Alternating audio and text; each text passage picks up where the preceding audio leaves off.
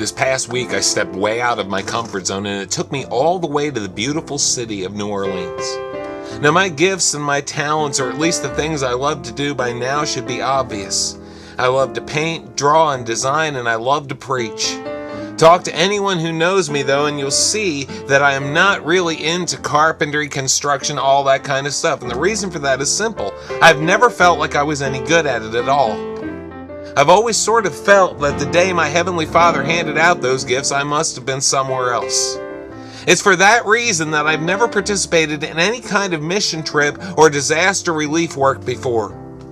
I always wished I could do something, but I always felt so inadequate and I figured I'd be in the way, so I never signed up. But all that changed recently. From the first time I saw footage of the devastation brought about by Hurricane Katrina on the area around New Orleans, I wished there was something I could do to help. A few months ago, a memo was sent around to all the pastors in our district talking about an opportunity to serve the folks in New Orleans area during the day and receive ministry training at night. I almost passed it by until I read the words near the bottom of the page, "No experience necessary as long as you're willing to learn." Figuring all my excuses were stripped away, I signed up, and I'm so glad I did. The project was in an area around New Orleans called St. Bernard's Parish. Now, St. Bernard's Parish was one of the hardest hit areas during Katrina. Virtually the entire parish, which could be called a county in other parts of the U.S., was underwater. Almost everything there was either damaged or destroyed. Even now, 4 years later, much work remains to be done. The photos you're seeing were taken in the parish and in the adjoining 9th Ward section of New Orleans. So there I was in a new city with 6 other pastors, most of whom felt similar about their level of building talent, by the way, entrusted with helping someone take back what Katrina had stolen. We spent our week working on a house owned by a woman named Miss Diola, who was a wonderful woman who showed us such love and appreciation that it really felt as if we were the ones being served. Our project was done in conjunction with an organization called the St. Bernard Project and Brethren Disaster Ministries. These are 2 wonderful organizations that I heartily recommend you support, both with your finances and, if possible, your presence. Even with our perceived lack of skills, the staff of these 2 organizations helped us tremendously, and by the end of the week I learned a lot and have a lot more confidence and actually felt like I did some good. Their contact information will be listed at the end of this video. These groups often work together to meet the needs of the area. About the St. Bernard Project that was written, it was started in 2006 and so far has built 233 homes and had over 16,000 volunteers. 11,000 homes in the greater New Orleans area still struggle for permanent housing. 2,000 still live in FEMA trailers and 9,000 live in subsidized rental housing. St. Bernard Project rebuilds houses in 8 to 10 weeks with an average cost of between $15,000 and $20,000. St. Bernard Project has the capacity to support 250 volunteers a day and 50 rebuilding projects simultaneously. Rebuilding needs thousands of homes in New Orleans and St. Bernard far outweigh the local rebuilding organization's capacity of about 400.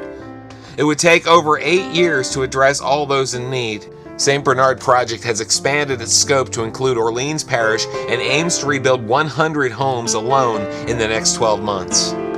All these problems are solvable, they write. It just takes commitment and enthusiasm of people like you and the rest of our volunteers to solve them. If you have not been on a mission or disaster relief trip, I really encourage you to seek them out. This was a life-changing opportunity for me, and I think it will be for you as well. You know, I often talk about gifting in these videos, but the truth is sometimes it is a real blessing to step outside your giftings, try something new, and trust that God can work through you even when you don't feel comfortable.